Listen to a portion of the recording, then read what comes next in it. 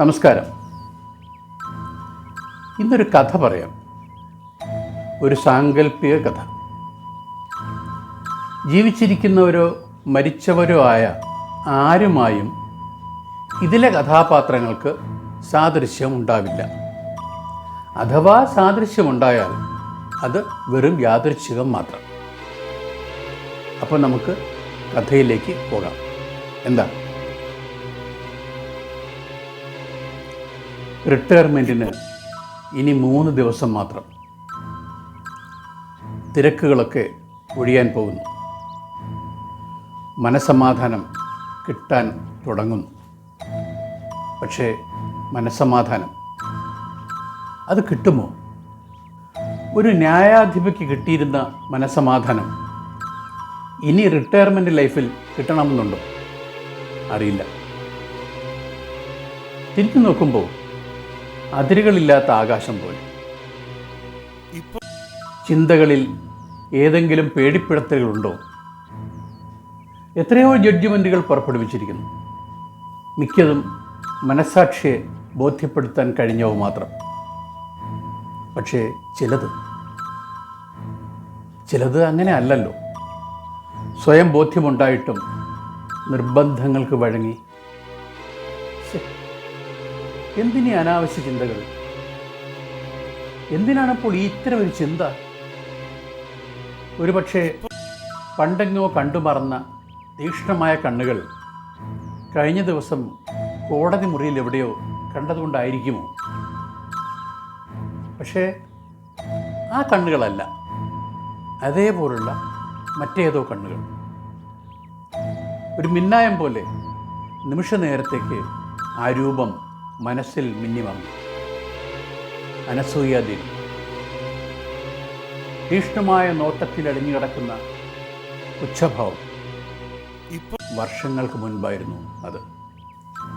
ഇന്നലത്തെ പോലെ ഓർക്കുന്നു. ആ ഫോൺ കാൾ.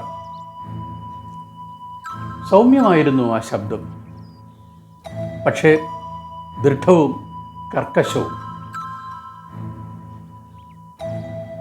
പണ്ടൊരിക്കലും ആ ശബ്ദത്തിന് ഇത്ര ശക്തി ഉണ്ടായിരുന്നില്ല എന്നോർക്കുന്നു. തൻ്റെ മെൻ്ററെന്നോ രക്ഷകർത്താവെന്നോ ഒക്കെ പറയാം, അല്ലെങ്കിൽ ഗുരുനാഥനെന്ന്. ഇത്രയും കാലത്തെ ഔദ്യോഗിക ജീവിതത്തിനിടയിൽ ഒരിക്കൽ പോലും അദ്ദേഹം ഇത്തരമൊരാവശ്യം തന്നോട് പറഞ്ഞിട്ടില്ല. അതുകൊണ്ട് തന്നെയായിരിക്കും അന്ന് ആ വാക്കുകൾ അനുസരിക്കാൻ താൻ നിർബന്ധിതയായത്. അടുത്ത ദിവസത്തെ പോസ്റ്റിങ്ങിൽ വരുന്ന സാക്ഷിമൊഴികളിൽ 3-ാം നമ്പർ ആ വാക്കുകൾ ഇപ്പോഴും വ്യക്തമായി ഓർമ്മയുണ്ട്. എന്തുകൊണ്ടാണ് അങ്ങനെ ഒരു ശുപാർശ വന്നത് എന്ന് ആലോചിക്കാൻ തുടങ്ങിയതാണ്. പക്ഷേ തുടർന്ന് കേട്ട ഓഫറിൽ കണ്ണ് മഞ്ഞളിച്ചപ്പോൾ കൂടുതൽ ആലോചിക്കാൻ നിന്നില്ല. സാക്ഷിക്കൂട്ടിൽ വന്ന സ്ത്രീയെ ആപാദചൂഡം നോക്കി. വർണ്ണിക്കപ്പെട്ട രീതിയിലുള്ള ഒരു ഭീകരരൂപവും അനസൂയാദേവിയിൽ ദൃശ്യമായില്ല. ഒരു പൊതുപ്രവർത്തകർ. അവർ ഇത്തരത്തിലൊരു ഗൂഢാലോചനയിൽ പങ്കാളിയാകുമോ? സ്പെഷ്യൽ ഇൻവെസ്റ്റിഗേഷൻ ടീമിൻ്റെ റിപ്പോർട്ടുകൾ മറിച്ചു നോക്കുമ്പോൾ തലേന്ന് വന്ന ഫോൺ കാളിൻ്റെ നിർദ്ദേശങ്ങൾ മാർഗദർശിയായി. മറ്റൊന്നും ശ്രദ്ധിക്കേണ്ടതില്ല എന്നായിരുന്നല്ലോ നിർദ്ദേശം. അതനുസരിച്ചു, അത്രമാത്രം. ഒരുപക്ഷെ ഇത്തരമൊരു വിചിത്ര നിർദ്ദേശം തനിക്ക് നൽകിയതിന് പിന്നിൽ മറ്റെന്തെങ്കിലും സമ്മർദ്ദങ്ങൾ അദ്ദേഹത്തിന് മേൽ ഉണ്ടായിരിക്കാം. അതെന്തോ ആകട്ടെ. വിധി വായിച്ചു കഴിഞ്ഞപ്പോൾ അനസൂയയുടെ മുഖത്തേക്ക് നോക്കിയില്ല. ആ ഉച്ചഭാവത്തിലുള്ള നോട്ടം നേരിടാനുള്ള കരുത്ത് തനിക്കില്ലായിരുന്നല്ലോ. തൻ്റെ മുഖം വിവർണമാവുകയും കൈകൾ വിറക്കുകയും ചെയ്തിരുന്നു. വിധിയിലൊപ്പിട്ട മറ്റ് 2 ന്യായാധിപന്മാരുടെയും മുഖത്തേക്ക് താൻ അന്ന് നോക്കിയിരുന്നതായി ഓർക്കുന്നു. അവർ ഇരുവരുടെയും മുഖത്ത് ഭീതിയുടെ വിളയാട്ടമാണ് അന്ന് കണ്ടത്. അതിലൊരാൾ വർഷങ്ങൾക്ക് മുൻപ് റിട്ടയർ ചെയ്തപ്പോൾ പകിട്ടുള്ള ഒരു തുടർ ലാവണം അദ്ദേഹത്തിന് ലഭിച്ചല്ലോ. വിളിച്ച് അഭിനന്ദിക്കണമെന്ന് തോന്നിയതാണ്. എന്തുകൊണ്ടോ ചെയ്തില്ല. ഇനി 3 നാൾ കഴിയുമ്പോൾ തനിക്കും അതേപോലുള്ളൊരു പകിട്ടുള്ള തുടർ ലാവണം കിട്ടാൻ പോകുന്നു. ആ ജോലിയിൽ പ്രവേശിച്ചിട്ട് വേണം ആ സഹന്യായാധിപനെ ഒന്ന് വിളിച്ച് അഭിനന്ദിക്കാൻ. പക്ഷെ ഇപ്പോഴും മനസ്സിലാകാത്ത ഒന്നുണ്ട്. തൻ്റെ മനസ്സിൽ ഇപ്പോൾ അകാരണമായ ഈ ഭയം ഉണ്ടാവാനുള്ള കാരണം എന്തായിരിക്കും? ഒരുപക്ഷെ ഇന്ന് ആ സാക്ഷിക്കൂട്ടിനടുത്ത് എവിടെയോ കണ്ട പെൺകുട്ടിയുടെ കണ്ണുകളായിരിക്കുമോ? ആ പെൺകുട്ടി അനസൂയാദേവിയുടെ ആരെങ്കിലും? ഇനി മകൾ? അവർക്ക് അങ്ങനൊരു മകൾ ഉണ്ടായിരുന്നു. വിധി പുറപ്പെടുവിച്ച് എത്രയോ വർഷങ്ങൾ പിന്നിട്ടിരിക്കുന്നു.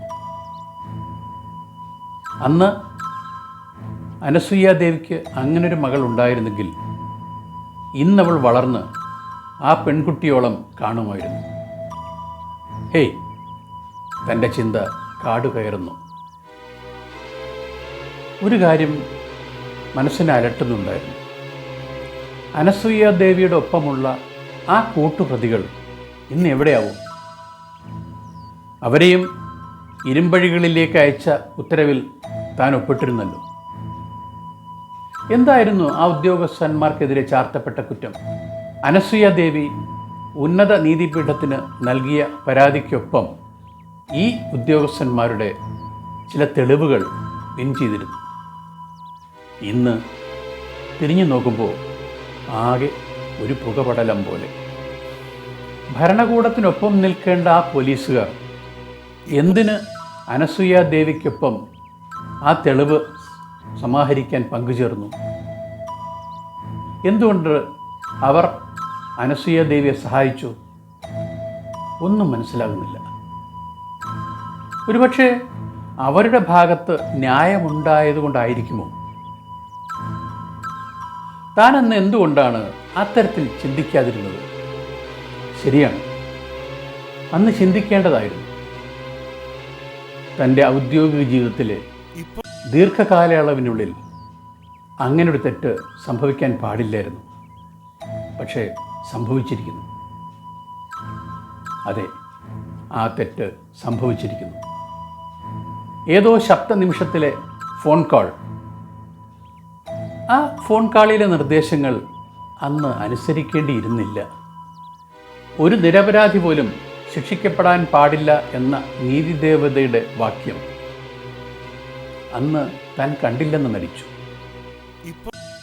എന്തൊരു പാപിയാണ് താൻ! അനസൂയാദേവിയുടെ അന്നത്തെ തീക്ഷ്ണമായ നോട്ടം, അല്ല പുച്ഛഭാവത്തിലുള്ള നോട്ടം തൻ്റെ നേർക്ക് പാഞ്ഞത് അതുകൊണ്ടൊക്കെ ആയിരിക്കും ഇന്ന് മകളെന്ന് താൻ സംശയിക്കുന്ന ആ പെൺകുട്ടിയുടെ നോട്ടം, അതേ തീക്ഷ്ണത, അതേ പുച്ഛഭാവം. ഓ, മാപ്പർഹിക്കാത്തത് പ്രായശ്ചിത്തം ചെയ്യണം. പക്ഷേ പ്രായശ്ചിത്തം ഇനി ചെയ്യുന്നതെങ്ങനെ? മേശവലിപ്പിനുള്ളിലെ മരുന്ന് കുപ്പികൾക്കിടയിൽ വിരലുകൾ പരതുമ്പോൾ കണ്ണുകൾ ഇറുക്കി അടച്ചു. നീതിദേവയുടെ ത്രാസിലെ ചരടുകൾ തന്നെ വലിഞ്ഞു മുറുക്കുന്നതായി ആ ന്യായാധിപയ്ക്ക് തോന്നി. ഈ കഥ ഇവിടെ പൂർണ്ണമാവുന്നു.